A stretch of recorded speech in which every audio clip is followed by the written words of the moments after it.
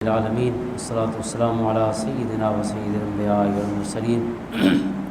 وعلی آلہ واصحابہ واتباعہ اجمعین اما بعد فاعوذ باللہ من الشیطان الرجیم بسم اللہ الرحمن الرحیم وَإِذِ ابْتَلَىٰ إِبْرَاهِيمَ رَبُّهُ بِكَلِمَاتٍ فَأَتَمَّهُنَّ قَالَ إِنِّي جَاعِلُكَ لِلنَّاسِ إِمَامًا قَالَ وَمِنْ ذُرِّيَّتِي قَالَ لَا يَنَالُ عَهْدِي الظَّالِمِينَ صدق اللہ مولانا العظیم ان اللہ وملائکتہ یصلون علی النبی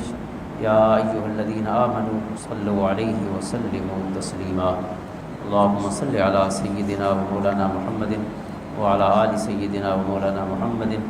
افضل صلواتک بعدد معلوماتک و بارک وسلم۔ معزز و محترم حاضرین سامعین و ناظرین،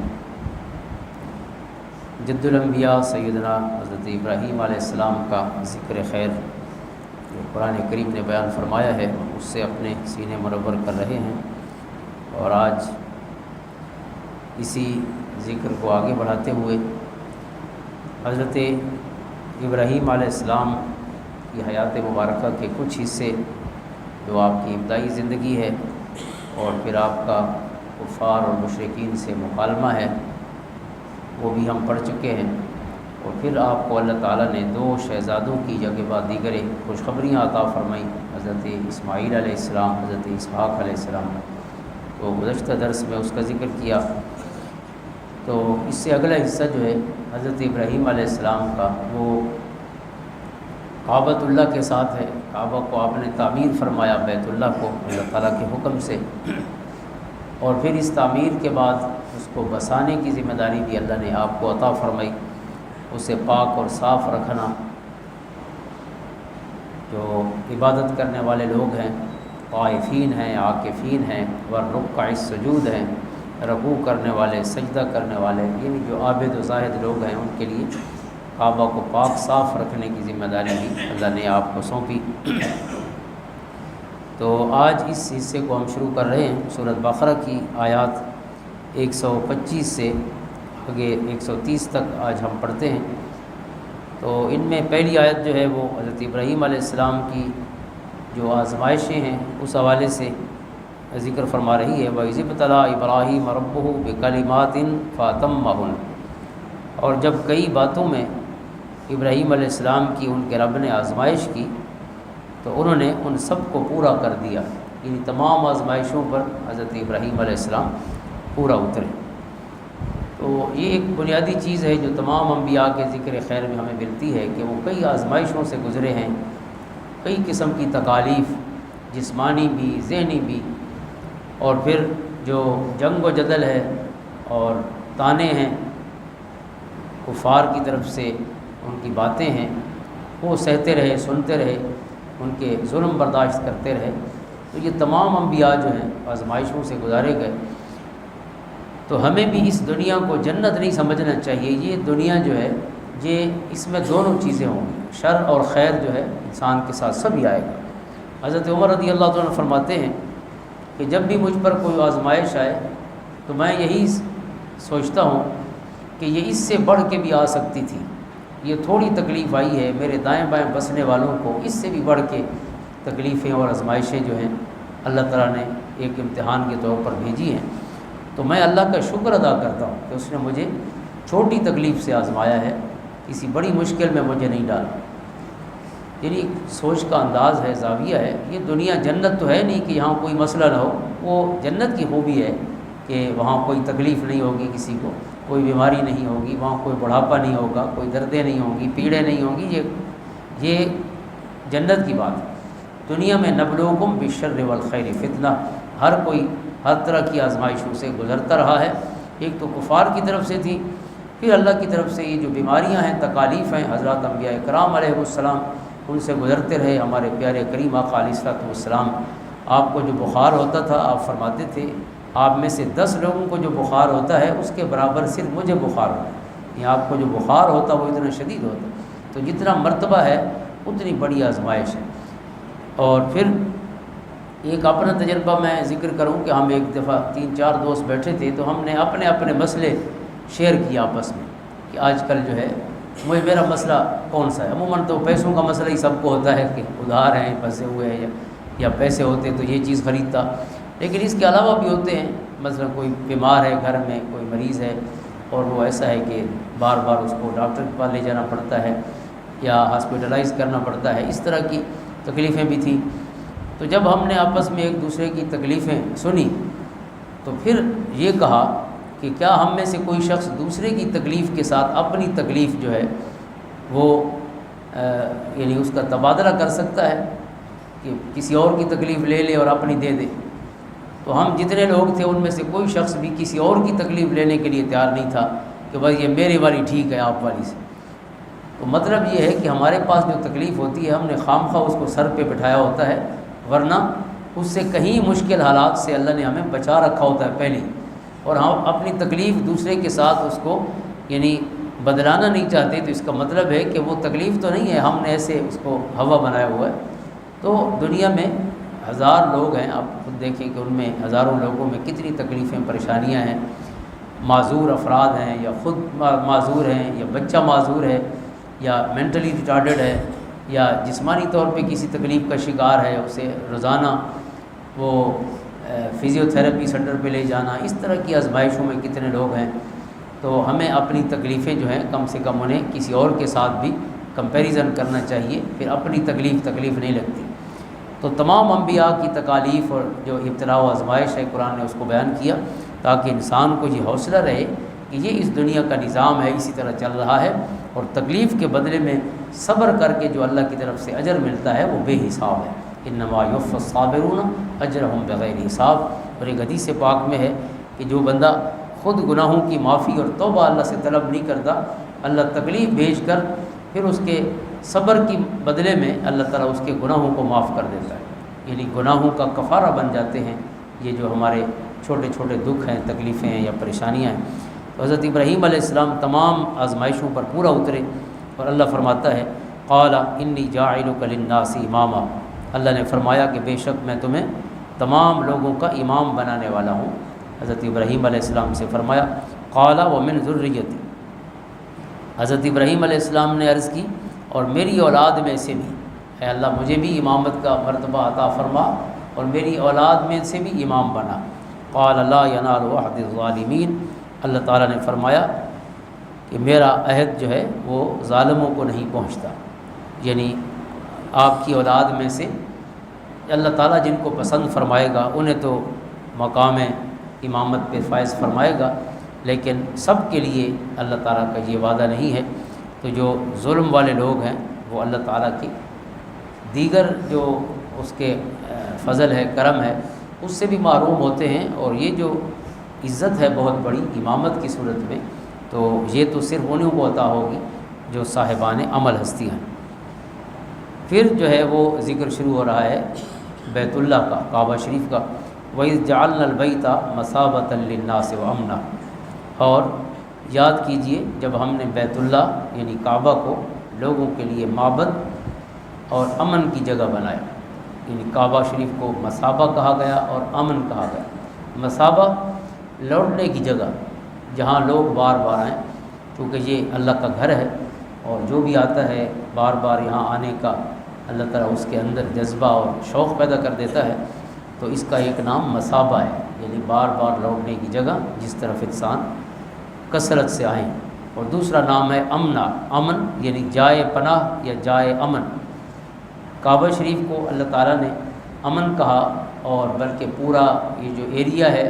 جس کو حدود حرم کہتے ہیں، تو حدود حرم سارے کے سارے وہ اس کو حرم کہا گیا، یعنی حرمت والی جگہ۔ اور اس میں کئی اس طرح کی چیزیں ہیں کہ جو عموماً باقی جگہ تو ہم کر سکتے ہیں لیکن یہاں کرنے کی اجازت نہیں ہے۔ مثلا حدیث پاک ہے، بخاری مسلم دونوں میں ہے، اور یہ الفاظ مسلم شریف کے ہیں۔ حضرت عبداللہ ابن عباس رضی اللہ عنہ روایت فرماتے ہیں کہ حضور علیہ السلام نے فتح مکہ کے دن فرمایا ان ھذا البلد حرمہ اللہ یوم خلق السماوات والارض، جس دن اللہ تعالیٰ نے زمین و آسمان بنائے اسی دن ہی اللہ نے اس جگہ کو، یہ جو حدود حرم ہے، اس کو اللہ نے حرمت والا بنا دیا۔ فہو حرام بحرمت اللہ الی یوم القیامہ، اور قیامت تک یہ جو حرم کا ایریا ہے یہ حرمت والا رہے گا، عزت والا رہے گا۔ وَإِنَّهُ لَمْ يَحِلَّ الْقِتَالُ فِيهِ لِأَحَدٍ قَبْلِي، پھر حضور صلی اللہ علیہ وسلم نے فرمایا کہ جب سے یہ حرمت والا بنا ہے تب سے لے کے آج تک یہاں اللہ نے کسی کے لیے قتال کو، جنگ کو جائز نہیں کیا، لیکن وَلَمْ يَحِلَّ لِي إِلَّا سَاعَةً مِّنَ النَّهَارِ، مجھ سے پہلے کسی کے لیے یہاں جنگ کی اجازت اللہ نے نہیں دی، مجھے دی ہے، اور مجھے بھی ایک دن اور ایک دن کی بھی ایک گھڑی، یعنی ایک گھنٹے کے لیے یا کچھ دیر کے لیے اللہ نے کعبہ میں یا مکہ کے حدود میں، حرم کے حدود میں مجھے جنگ کی اجازت دی، کیونکہ اسی دن مکہ فتح ہوا تھا، اور اس دن چند افراد کو ان کی جو زیادتیاں تھیں ان کے بدلے میں قتل کیا گیا۔ تو حضور صلی اللہ علیہ وسلم نے فرمایا کہ میرے لیے بھی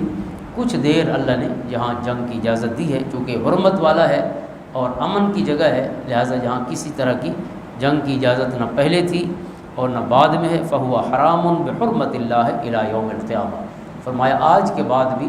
یہ قیامت تک اللہ تعالیٰ کی حرمت کے ساتھ یہ حرام ہے، یعنی حرمت والا ہے، عزت والا ہے،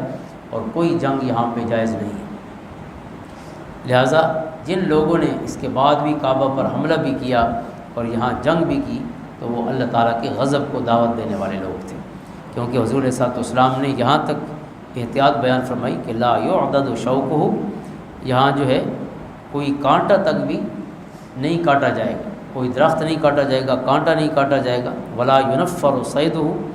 اور فرمایا کسی شکار کو جو ہے بھگایا نہیں جائے گا، یعنی ایک تو ہے شکار کرنا، وہ تو حرام ہے ہی حدود حرم میں،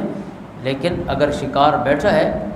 کسی سائے میں کوئی جانور بیٹھا ہے اور آپ اسے اٹھا کے خود بیٹھنا چاہتے ہیں، اس کی اجازت بھی نہیں ہے کہ جو جانور ہے، شکار کے جانور ہیں یا عام دیگر جانور ہیں، مثلا بلی ہے، کوئی اور جانور ہے، اگر کہیں بیٹھا ہے آپ اسے اٹھائیں اور خود وہاں بیٹھنا چاہیں، اس کی بھی اجازت نہیں۔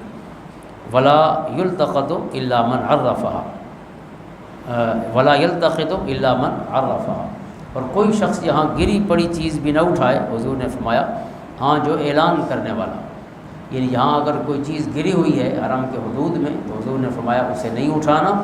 ہاں وہ شخص اٹھا سکتا ہے جو اٹھانے کے بعد اس کا اعلان کرے تاکہ اس کا مالک ڈھونڈے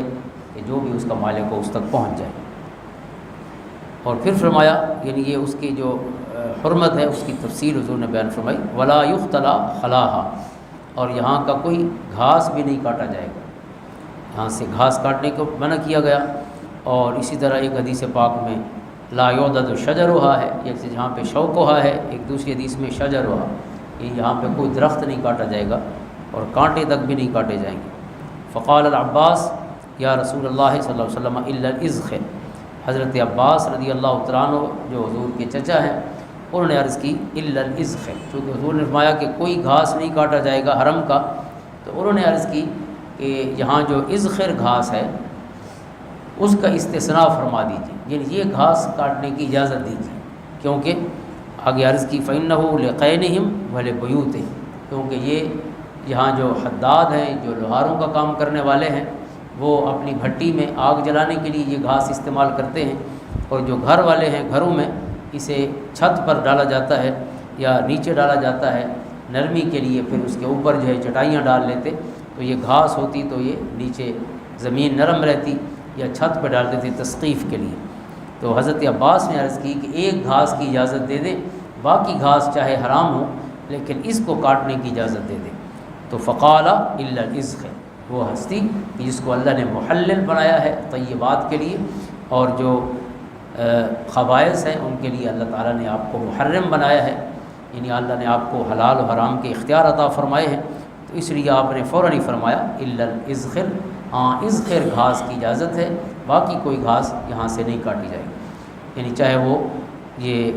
وہ گھاس ہو کہ جو چارے وغیرہ کی صورت میں وہ بھی استعمال نہیں کر سکتے، یا جو سوکھا گھاس ہوتا ہے جلانے کے لیے، کسی صورت میں بھی یہاں سے کوئی چیز نہیں کاٹی جا سکتی۔ تو یہ کعبہ شریف کی حرمت جو ہے حضور نے اس کو بیان فرمایا، پورے حدود حرم کی حرمت۔ تو اس آیت کریمہ میں بھی اس کو امن کہا گیا، یعنی امن کی جگہ، ہر چیز یہاں پہ امن میں آ جاتی ہے، یہاں تک کہ دیگر احادیث میں پھر مزید تفصیل بھی ہے کہ کوئی اگر یہاں پہ حد بھی جاری نہیں کی جائے گی، کسی جو چور ہے اس کو بھی سزا نہیں دی جائے گی، یا کوئی اور حد بھی یہاں جاری نہیں کی جائے گی۔ اگر کوئی یہاں مجرم چھپا ہو تو مجرم کو اس پر کھانا پینا بند کیا جا سکتا ہے تاکہ وہ حدود حرم سے باہر نکلے، لیکن اس کو سزا نہیں دی جا سکتی یہاں پہ، یا اسے گرفتار بھی نہیں کیا جا سکتا، اسے مجبور کیا جائے کہ وہ حرم سے باہر نکلے تو بھوکا پیاسا رکھ کے مجبور کیا جائے۔ حضرت امام اعظم ابو حنیفہ رحمۃ اللہ تعالیٰ علیہ کا اس میں جو مسلک ہے، اور دیگر محققین کی اپنی اپنی اس میں گفتگو ہے۔ واتخذوا من مقام ابراہیم مصلی، اس کے بعد پھر فرمایا اور مقام ابراہیم کو نماز پڑھنے کی جگہ بنا لو۔ یہ اللہ کا حکم ہے کہ حضرت ابراہیم علیہ السلام کے قدموں کے نشان ہیں، ایک پتھر پر ثبت ہے، اللہ تعالیٰ کی قدرت سے آپ کے قدموں کے نشان وہاں جم گئے، تو اللہ نے اس پتھر کو باقی رکھا ہے، اور اس پتھر کا ادب کرنے کا بھی حکم فرمایا کہ اس کے قریب کھڑے ہو کر آپ نماز پڑھیں۔ جو شخص طواف کرے 7 چکر مکمل کرنے کے بعد اس کے 2 نفل پڑھنے ہوتے ہیں، جو واجب الطواف جن کو کہتے ہیں، تو وہ اس مقام ابراہیم کے قریب ہو کر ادا کرنے ہوتے ہیں، یا اگر بہت قریب جگہ نہ ملے تو جہاں آسانی سے جگہ ملے۔ تو حضرت عمر رضی اللہ تعالیٰ عنہ، بخاری شریف کی حدیث ہے، آپ فرماتے ہیں کہ یہ جو معاملہ ہے مقام ابراہیم کو مصلی بنانے کا، تو یہ میری موافقت میں اللہ نے کرم فرمایا۔ بخاری کے الفاظ ہیں کہ وافقت ربی فی ثلاث، کہ 3 ایسی چیزیں ہیں کہ جن میں میں نے وحی الہی کی موافقت کی، یا وحی الہی جو ہے وہ میری تائید میں اتری۔ فقلت یا رسول اللہ صلی اللہ علیہ وسلم، ان میں ایک یہ ہے کہ لو اتخذنا من مقام ابراہیم مصلی، میں نے عرض کی یا رسول اللہ صلی اللہ علیہ وسلم اگر آپ اجازت فرمائیں تو ہم حضرت ابراہیم کے قدموں والے نشان ہیں جہاں پہ، تو اس جگہ کو مصلی بنا لیں، وہاں کھڑے ہو کے ہم نماز پڑھیں۔ فنظرت واتخذوا من مقام ابراہیم مصلی، تو جیسے ہی میں نے یہ عرض کی تو ساتھ ہی اللہ تعالیٰ کو حکم اترا، یہ آیت کریمہ سورۃ بقرہ کی، واتخذوا من مقام ابراہیم مصلی، کہ حضرت ابراہیم علیہ السلام کے جو قدموں کے نشان والا پتھر ہے اس کے پاس نماز ادا کریں۔ تو یہ خود جو احترام نسبت ہے اس کا ایک درس بھی ہے جو خود خالق عطا فرما رہا ہے، ورنہ ان قدموں کے نشانوں والے پتھر میں اور کیا چیز ہے؟ وہ عام پتھروں جیسا پتھر ہے،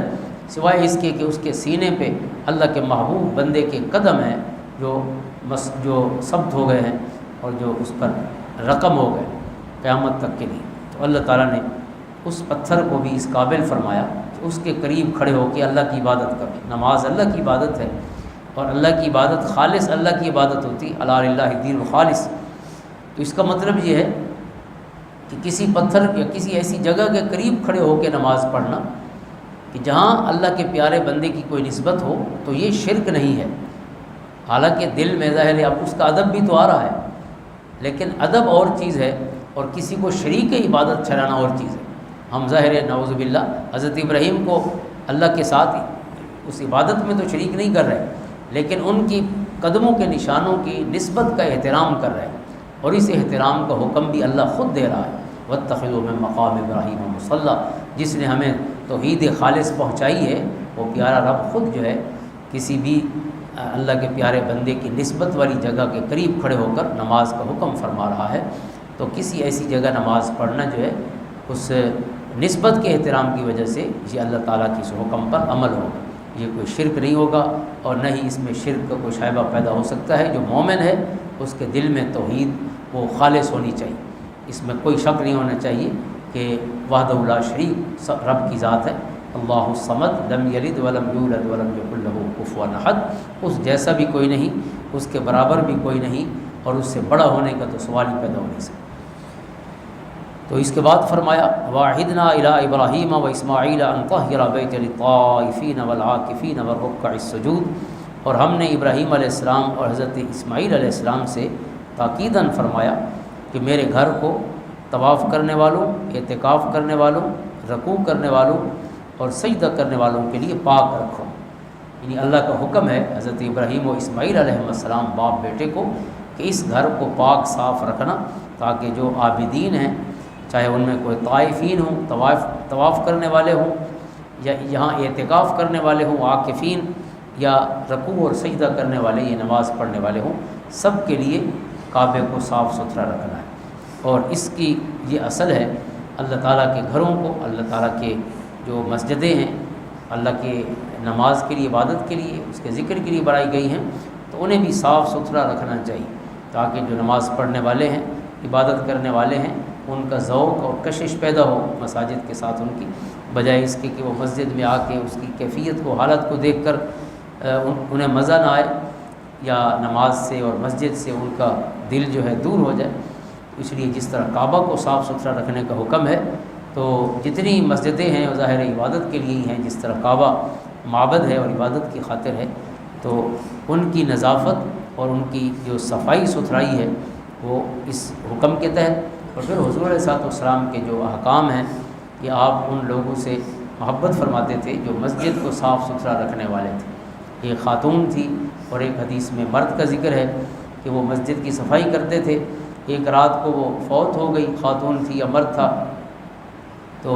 صحابہ کرام علیہ رضوان نے رات کو ہی اس کی تدفین کر دی جنازہ پڑھ کے۔ صبح حضور نے پوچھا اس کے بارے میں، تو غلاموں نے عرض کی کہ حضور ہم نے تو آپ کو تکلیف دینا مناسب نہیں سمجھا، وہ تو رات کو فوت ہو گئی تھی اور ہم نے اس کا جنازہ بھی پڑھ لیا اور تدفین بھی کر دی۔ تو حضور نے فرمایا کہ مجھے اس کی قبر پہ لے چلو۔ آپ اس کی قبر پہ تشریف لے گئے اور وہاں کھڑے ہو کر آپ نے اس کا جنازہ پڑھا، قبر کے اوپر باقاعدہ صفحے بنا کے جنازہ پڑھا۔ تو یہ یعنی جو مسجد کے ساتھ اس کی نسبت تھی، اس کا حضور صلی اللہ علیہ وسلم نے خاص طور پہ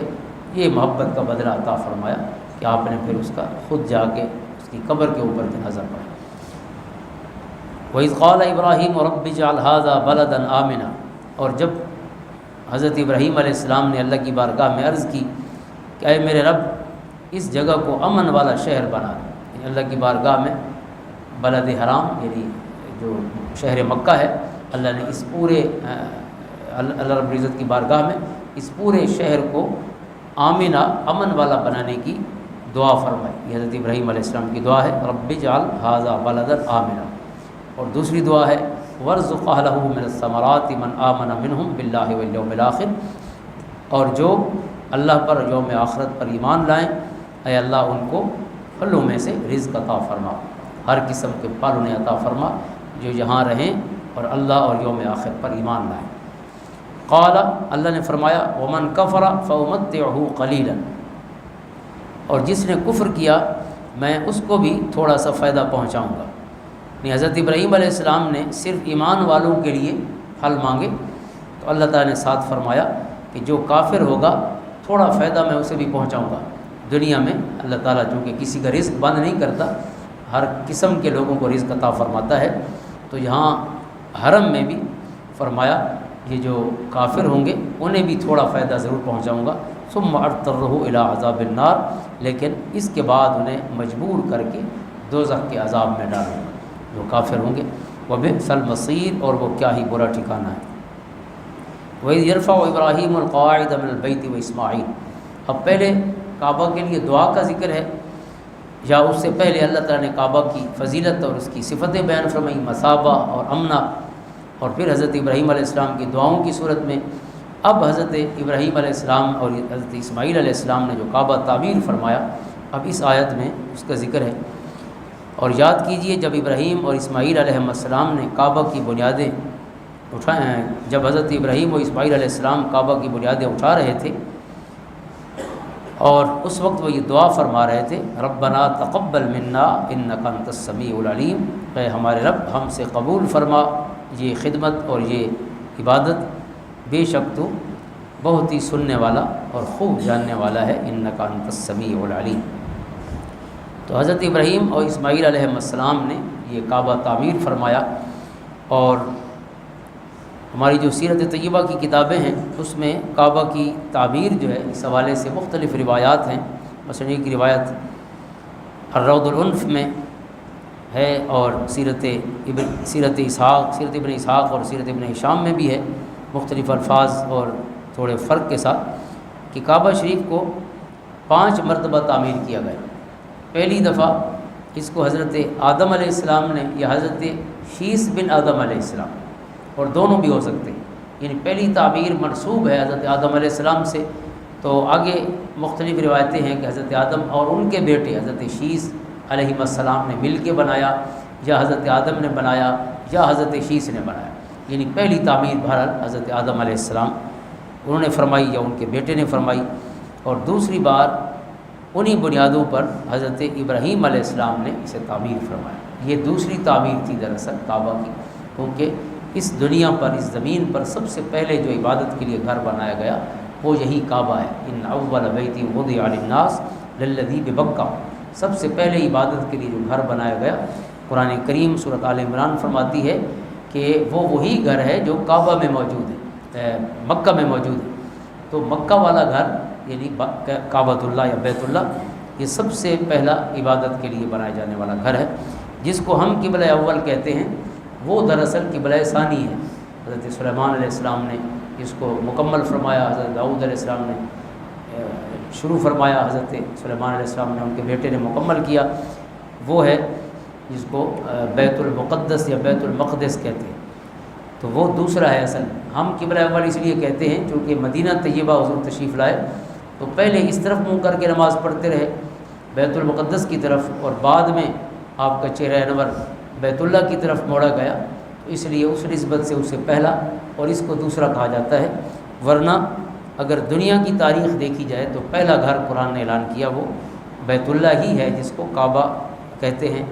یعنی اللہ کا گھر، اور اس کو تعمیر بھی عبادت ہی کے لیے کیا گیا۔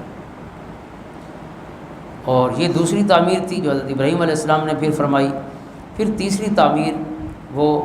قریش نے کی، جب حضور علیہ السلام کی عمر مبارک 35 سال تھی،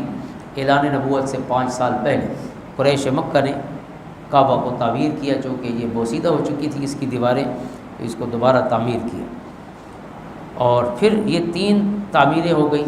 چوتھی تعمیر جو ہے وہ حضرت عبداللہ ابن زبیر نے فرمائی، یہ یعنی 64 ہجری کے آس پاس، 64 سے لے کر 73 ہجری تک یہ 9 سال تقریباً مکہ اور مدینہ پر خاص طور پہ حضرت عبداللہ ابن زبیر جو ہے ان کی خلافت قائم رہی۔ یزید کے بعد 64 ہجری میں یزید مرا تھا، تو یزید کے بعد 9 سال حضرت عبداللہ ابن زبیر جو حضرت ابو بکر صدیق رضی اللہ عنہ کے نواسے ہیں، ان کی حکومت رہی، بلکہ تمام اسلامی ریاست پر پھیل گئی تھی سوائے شام کے۔ شام میں ان کی حکومت قائم نہیں ہوئی، باقی ساری اسلامی ریاست۔ پھر شام میں بنو امیہ دوبارہ اکٹھے ہوئے اور پھر انہوں نے آہستہ آہستہ ساری اسلامی ریاست کو فتح کیا، اور اس میں حضرت عبداللہ ابن زبیر بھی پھر شہید ہو گئے عبد الملک بن مروان کے ہاتھوں۔ تو یہ تھی چوتھی تعمیر جو حضرت عبداللہ ابن زبیر نے فرمائی۔ پھر جب بنو امیہ نے حضرت عبداللہ ابن زبیر کو شہید کر دیا، اور شہید کرنے والا جو ہے وہ تاریخ انسانی کا سب سے بڑا ظالم شخص جس کو کہا جاتا ہے، اور خاص طور پہ تاریخ اسلام کا حجاج بن یوسف، جو گورنر تھا مکہ مدینہ کا، عبد الملک بن مروان جب خلیفہ تھا اس کا یہ گورنر تھا۔ اس نے 1,20,000 لوگوں کو قتل کیا، صرف بنو امیہ کی جو حکومت ہے، ریاست ہے، اس کے دوام کے لیے۔ تو اس نے حضرت عبداللہ ابن زبیر کو بھی شہید کیا۔ تو جب اس کا اقتدار قائم ہو گیا حجاج بن یوسف کا اور بنو امیہ کا، تو اس نے پھر کعبہ کو گرا کے کہ یہ ہمارے دشمن کا بنایا ہوا کعبہ ہے، حضرت عبداللہ ابن زبیر چونکہ ان کے مخالف تھے تو ان کا کعبہ بھی گرا دیا، اور پھر اپنا کعبہ پھر بنایا۔ تو یہ 5واں کعبہ ہے جو اب کھڑا ہوا ہے، 5ویں تعمیر ہے کعبہ کی۔ لیکن اس میں اور روایتیں بھی ہیں کہ حضرت ابراہیم اور حضرت ابراہیم علیہ السلام کے بعد اور قریش مکہ سے پہلے درمیان میں قبیلہ بنی جرہم جو یہاں پہ آباد رہا، انہوں نے بھی ایک دفعہ کعبہ کو بنایا، ایک روایت یہ بھی ہے۔ بہرحال یہ مختلف روایات ہیں۔ تو یہ جو حضرت عبداللہ ابن زبیر نے کعبہ بنایا تھا وہ حضور علیہ السلام کی پسند کے مطابق بنایا تھا۔ جس دن کعبہ فتح ہوا، مکہ فتح ہوا، اس دن حضور علیہ السلام نے اپنے دیگر جو آپ کے ارشادات ہیں ان کے علاوہ اس خواہش کا اظہار بھی فرمایا تھا حضرت عائشہ صدیقہ رضی اللہ تعالیٰ کے سامنے کہ اگر قریش جو ہے یہ نئے مسلمان نہ ہوئے ہوتے تو میں کعبے کو گرا کر پھر مکمل کرتا، کیونکہ یہ جو حتیم ہے ایک حصہ ہے کعبے کا جو کعبہ سے باہر ہے، یہ قریش مکہ نے باہر نکالا تھا۔ یعنی جو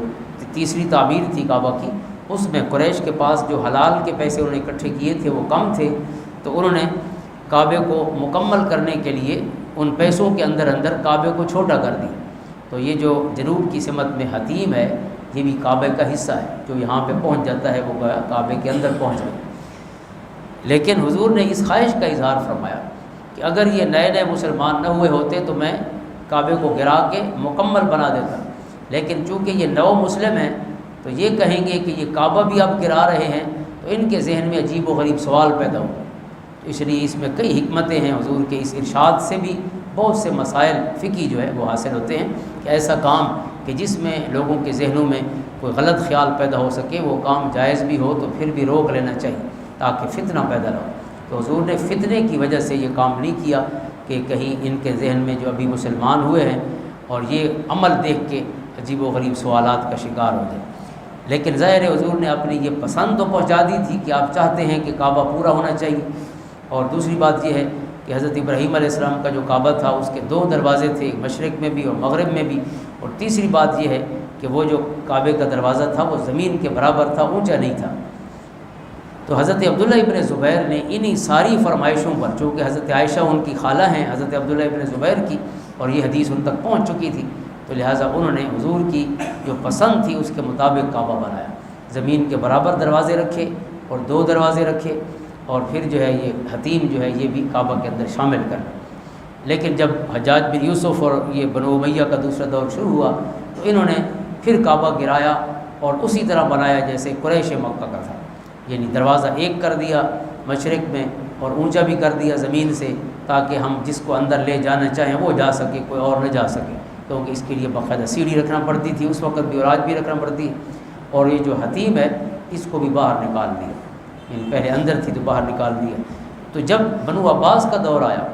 تو انہوں نے پھر ارادہ کیا کہ ہم حضور علیہ السلام کی پسند کے مطابق کعبہ بنائیں۔ تو پھر حضرت امام مالک نے اور دیگر جو اس وقت اہل علم حضرات تھے انہوں نے بادشاہوں کو روک لیا کہ آپ اس کعبے کو کم سے کم اپنے مشق ستم نہ بنائیں، اللہ تعالیٰ کا گھر ہے، بھائی اس کو اپنے حال پہ رہنے دیں، جس کا بنا ہوا ہے بس اس کو اپنے حال پہ رہنے دیں، ورنہ ہر نیا بادشاہ آئے گا تو کہے گا کعبہ بھی میرا ہونا چاہیے، کہ میں نے بنایا ہے، پرانا گرائیں اور نیا بنائیں، اور پوری تاریخ میں پھر قیامت تک کعبہ بھی نعوذ باللہ یعنی ان کے مشق ستم کا نشانہ بنا رہے گا۔ تو اس لیے حضرت امام مالک رضی اللہ تعالیٰ عنہ کے فتویٰ میں اور دیگر جو اس وقت اہل علم تھے ان کے فتویٰ میں یہ تاثیر تھی کہ پھر کعبے کو کسی نے چھیڑا نہیں۔ یہ حجاج بن یوسف ظالم ترین شخص کا بنا ہوا ہے، لیکن اللہ کا گھر ہے، ہمیں اللہ کے گھر کی عزت و ادب کرنا ہے، کسی اور بندے کا اس سے کوئی تعلق نہیں، یہ اللہ کا گھر ہی ہے، لہذا اس کا ادب و احترام کریں اور اس کو مزید کسی مشق ستم کا نشانہ نہ بنائیں، اور الحمدللہ آج تک پھر کسی کو یہ جرأت ہوئی نہیں۔ تو یہ اس کی تعمیر کے حوالے سے جو روایات ہیں۔ پھر حضرت ابراہیم علیہ السلام اور حضرت اسماعیل علیہ السلام کی دعا ہے آگے، ربنا وجعلنا مسلمین لک۔ اب پہلے جو ہے ربنا تقبل منا، اس میں بھی بڑا ہمارے لیے پیغام ہے کہ جب بھی انسان کو عبادت کرے تو اللہ کی بارگاہ میں اس کی قبولیت کی بھی عرض کرے کہ اللہ اسے قبول فرما، چونکہ اصل عبادت کوئی میکینیکل پروسیس نہیں ہے کہ ہم نے اٹھک بیٹھک کر لی اور ہم سمجھیں کہ بس قبول بھی ہو گئی، وہ اللہ کا فیصلہ ہے، وہ کرم فرمائے اور وہ پسند فرمائے تو قبول ہے، اور اگر اس میں کئی قسم کی کمیاں بھی ہوں اور اللہ کو پسند آ جائے تو اصل چیز قبولیت ہے۔ تو اس لیے ہر عبادت کے لیے یہ دعا مانگنی چاہیے کہ اللہ اسے قبول فرمائے۔ اور پھر یہ دعا بھی کہ ربنا وجعلنا مسلمین لک، اے ہمارے رب ہمیں خاص اپنی فرما برداری پر برقرار رکھنا۔ یعنی حضرت ابراہیم و اسماعیل علیہ السلام دونوں باپ بیٹا جو نبی ہیں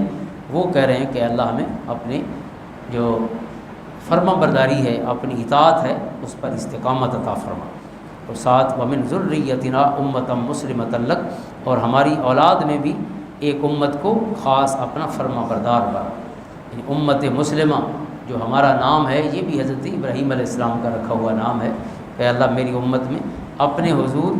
جھکنے والے لوگ پیدا فرما، ایسی امت ایسا گروہ جو تیرے حضور جھکنے والا۔ وارنا مناسکنا، اور ہمیں حج کی عبادات بتا، یہ بھی دعا فرمائی کہ اللہ ہمیں حج کے جو مناسک ہیں، جو ارکان ہیں وہ بھی تعلیم فرما۔ اور یہ حضرت جبریل علیہ السلام پھر تشریف لائے اور حضرت ابراہیم اور اسماعیل علیہ السلام کو حج کے جو مناسک ہیں وہ بھی حضرت جبریل نے سکھائے، اور وہی مناسک ہیں جو سنت ابراہیمی کی صورت میں آج بھی باقی ہیں۔ وتب علینا، اور اے اللہ ہماری توبہ قبول فرما، انک انت التواب الرحیم، بے شک تو بہت توبہ قبول فرمانے والا اور بہت رحم فرمانے والا ہے۔ اور آخری دعا جو ہے آج کی اس حصے میں وہ حضرت ابراہیم علیہ السلام کی دعا ہے، ربنا وابعث فیہم رسولا منہم، اور اے ہمارے رب ان میں یعنی میری اولاد میں انہی میں سے ایک عظیم رسول بھیج دے، یتلو علیہم آیاتک، جو ان لوگوں پر تیری آیات کی تلاوت کرے، ویعلمہم الکتاب والحکمہ، اور ان کو کتاب اور حکمت کی تعلیم دے، انک انت العزیز الحکیم، ویزکیہم، اور ان کے نفوس کی اصلاح کرے، انک انت العزیز الحکیم، بے شک تو ہی بہت غالب ہے، بڑی حکمت والا ہے۔ تو یہ جو دعا ہے یہ حضرت ابراہیم علیہ السلام کی، اس دعا کے مصداق جو ہے ہمارے پیارے نبی احمد مجتبیٰ محمد مصطفیٰ علیہ افضل التحیت والثناء کی ذات گرامی ہے۔ حضور علیہ السلام ہی ان کی دعا کی قبولیت میں تشریف لائے۔ حضور نے اس بارے میں ارشاد فرمایا خود ہی، یہ الفاظ ہیں، امام ذہبی نے ان کو تاریخ الاسلام میں روایت فرمایا کہ حضور علیہ السلام نے فرمایا کہ دعوت ابی انی دعوت ابی ابراہیم، کہ میں اپنے والد حضرت ابراہیم علیہ السلام کی دعا ہوں، وہ بشارت عیسیٰ علیہ السلام، اور حضرت عیسیٰ علیہ السلام کی بشارت ہوں۔ یہ سورۃ صف میں ذکر ہے، وَمُبَشِّرًا بِرَسُولٍ يَأْتِي مِن بَعْدِ اسْمُهُ احمد۔ تو حضرت عیسیٰ علیہ السلام نے اپنے بعد آنے والی ہستی کی جو بشارت دی، فرمایا وہ بشارت میں ہوں۔ وَرُؤْيَا أُمِّي الَّتِي رَأَتْ، اور میں اپنی والدہ محترمہ حضرت آمنہ رضی اللہ تعالیٰ عنہا علیہ السلام، میں اپنی والدہ کا خواب ہوں جو انہوں نے خواب دیکھا تھا۔ تو جو بشارت عیسوی ہیں وہ بھی آپ ہیں، اور جو دعائیں ابراہیمی ہیں وہ بھی آپ ہی ہیں۔ تو یہ جو دعائیں ہیں اللہ تعالیٰ نے ان کی قبولیت پھر 3 دفعہ دہرائی ہے قرآن کریم میں۔ مثلاً وَالَّذِي بَعَثَ فِي الْأُمِّيِّينَ رَسُولًا مِّنْهُمْ يَتْلُو عَلَيْهِمْ آيَاتِهِ وَيُزَكِّيهِمْ وَيُعَلِّمُهُمُ الْكِتَابَ وَالْحِكْمَةَ۔ تو حضرت ابراہیم کی دعا کو اللہ تعالیٰ نے اس طرح قبول فرمایا۔ اب یہاں ایک دلچسپ بات ہے جو مفسرین نے لکھی ہے کہ حضرت ابراہیم علیہ السلام نے جب دعا مانگی تھی اور پھر جب وہ دعا قبول ہوئی، یعنی جب حضور علیہ السلام دنیا میں تشریف لائے، تو درمیان میں کتنا عرصہ ہے؟ 2775 سال، یعنی 2775 سال بعد، جو ایک معروف قول ہے تاریخ کے لحاظ سے، حضرت ابراہیم نے جب دعا مانگی اللہ تعالیٰ نے 2775 سال بعد وہ دعا قبول فرمائی۔ تو اس لیے دعا کی قبولیت کے لیے جلدی نہیں کرنی چاہیے۔ حضور نے فرمایا جلد باز نہ بنو، دعا مانگتے رہو گڑ گڑا کے، جب وقت مقرر ہوگا اللہ تعالیٰ خود ہی قبول فرمائے گا یا اس کا بدلہ دنیا آخرت میں عطا فرمائے گا۔ تو دعا مانگ کے جلدی کرنے سے حضور نے منع فرمایا کہ دعا مانگ کے جلدی نہ کیا کرو کہ میں نے اتنی دفعہ دعا مانگی اور قبول نہیں ہو رہی۔ تو اس لیے کئی حکمتیں ہیں۔ پہلی حکمت تو یہ ہے کہ پتہ نہیں جو ہم مانگ رہے ہیں ہمارے لیے بہتر ہے بھی یا نہیں، تو اللہ تعالیٰ جو عطا فرمائے گا وہ زیادہ بہتر ہو۔ حضور غوث پاک رضی اللہ تعالیٰ کا ایک آپ کی مجلس ہے الفتح الربانی میں، جس میں فرماتے ہیں کہ لا تتخیر، کہ جب اللہ سے دعا مانگو تو پھر اللہ تعالیٰ کی دعا میں تخصیص نہ کیا کرو کہ اللہ مجھے فلاں چیز عطا فرما، بلکہ اللہ سے مطلقاً خیر مانگا کرو، جس چیز میں خیر ہوگی اللہ تمہیں عطا فرمائے گا۔ تو بہرحال یہ بزرگوں کا ایک انداز ہے، طریقہ ہے۔ تو اللہ تعالیٰ سے دعا کرتے رہنا چاہیے، لیکن دعا میں جو عجلت ہے حضور نے اس سے منع فرمایا۔ اللہ تعالیٰ ہم سب کی دعائیں قبول فرمائے اور وہ دعائیں مانگنے کی توفیق دے جو اس نے خود سکھائی ہیں قرآن میں اور اس کے پیارے حبیب علیہ السلام نے تعلیم فرمائی۔ آمین۔ اللہم صلی علی محمد وعلی آل محمد۔